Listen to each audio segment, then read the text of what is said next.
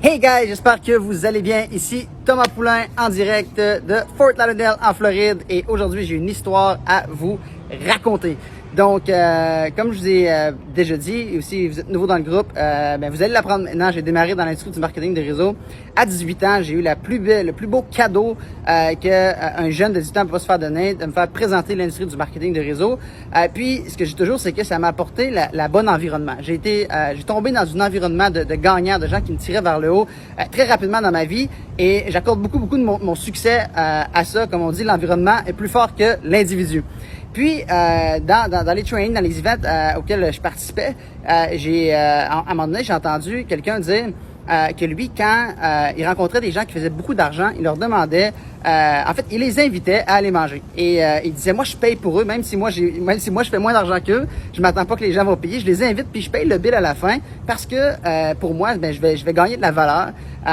Et moi, ce que j'ai commencé à faire, j'ai commencé à faire la même chose. Chaque fois, je rencontrais des gens qui faisaient plus d'argent que moi, des gens qui, en fait, pas juste qui faisaient plus d'argent que moi, mais des gens qui avaient vraiment le style de vie que moi je voulais avoir, des gens qui faisaient beaucoup d'argent. Je leur demandais d'aller manger. Puis, à un moment donné, j'ai rencontré un monsieur. En fait, c'est mon père. J'ai demandé à mon père, Pat, tu connais qui? C'est qui les gens que tu connais qui font le plus d'argent? Puis, il m'a référé à un monsieur. Ce monsieur-là, je l'ai appelé. J'ai demandé si... j'ai dit, écoute, mon père, il m'a parlé de toi. Il m'a dit que tu avais eu beaucoup de succès dans la vie. Écoute, j'aspire à des grandes choses dans ma vie aussi. J'aimerais ça. T'inviter à aller manger, puis à prendre peut-être un peu de toi. Puis, il m'a dit oui.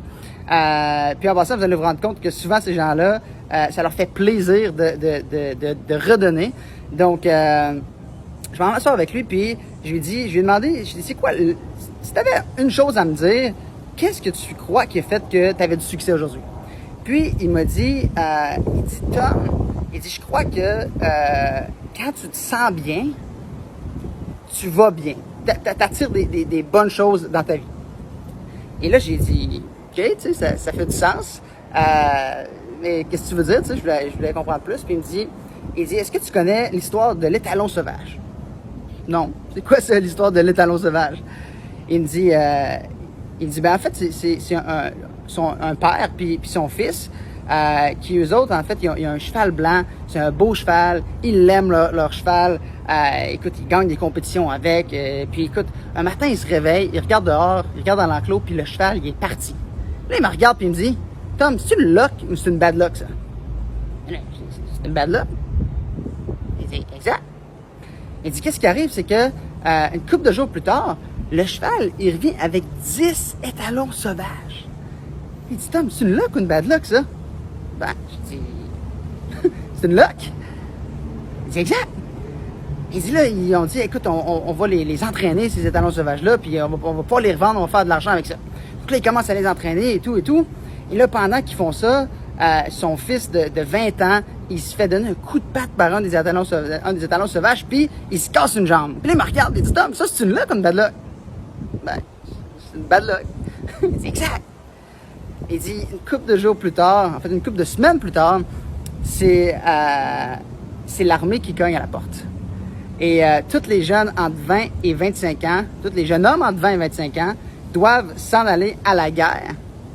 Mais lui, il est invalide parce qu'il y a une jambe qui est cassée. La question maintenant, c'est est-ce que ça, c'est une luck ou une bad luck? Là, je dis, c'est une luck. Il dit, Tom, tu sais jamais dans la vie si c'est une luck ou c'est une bad luck. Il dit, puis si tu penses comme ça, puis si tu dis tout le temps, rien n'arrive pour rien, ça l'arrive parce que ça va m'amener à quelque chose de meilleur, ça va m'amener à un endroit différent. C'est peut-être que je crois que c'est une bad luck en ce moment, mais c'est peut-être ça qui va m'amener là où je veux aller. Puis quand tu commences à réfléchir comme ça, je vous jure, guys, il n'y a rien aujourd'hui qui m'affecte. Puis des fois, je parle à Annie, puis je dis, je suis normal. C'est comme, j'ai quelqu'un qui a quit. Puis j'ai des gros leaders des fois qui ont quit dans mes organisations.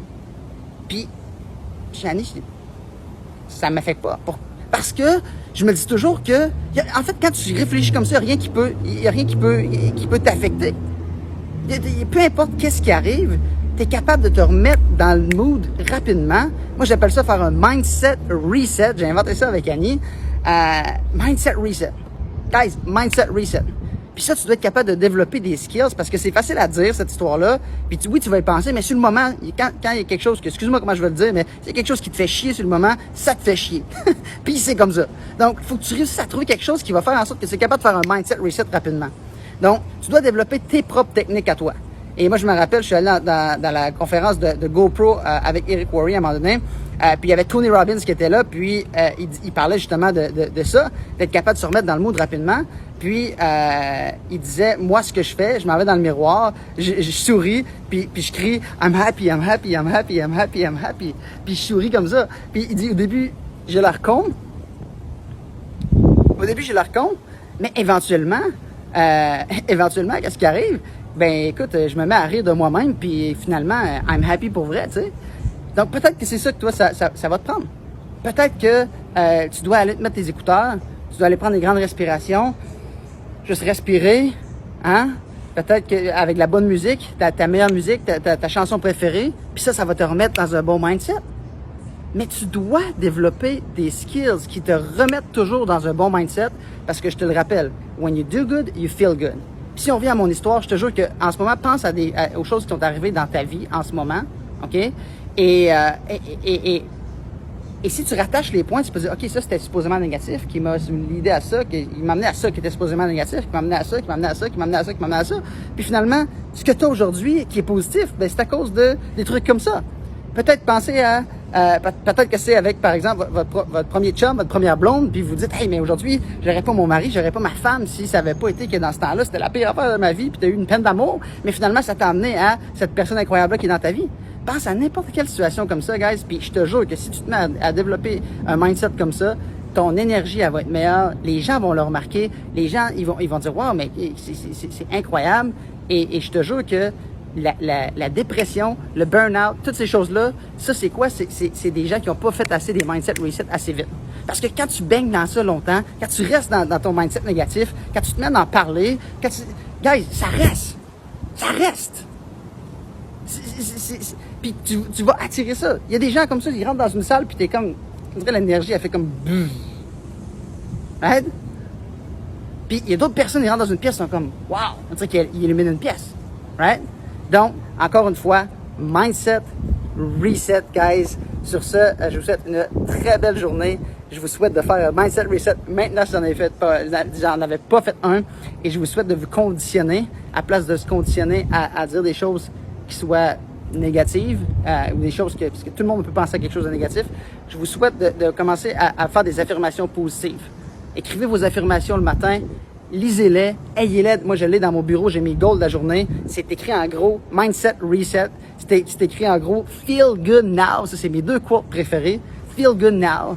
Puis c'est écrit ça, je l'ai dans mon bureau, je l'ai chez moi, je le vois, je l'ai dans mon cell. Puis j'y repense tout le temps. Puis ça fait en sorte que mes pensées, ils restent positives. Puis je vous jure, guys, un jour, je vais faire une autre vidéo là-dessus, mais tes pensées vont devenir éventuellement ta réalité.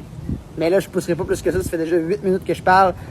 Donc, si tu as aimé, le contenu de cette vidéo, fais like, tag les gens de ton équipe dans les commentaires. Puis si tu ne l'as pas encore fait, très important, si tu veux voir les notifications des autres vidéos que je vais faire comme ça, tu dois absolument aller sur mon profil personnel, Thomas Poulain, et tu dois aller sur Follow ou Suivre. OK, tu vas cliquer dessus et par la suite, tu dois cliquer sur Voir en premier ou See First si ton Facebook est en anglais. C'est hyper important, sinon tu n'auras pas les notifications quand je fais des vidéos comme ça.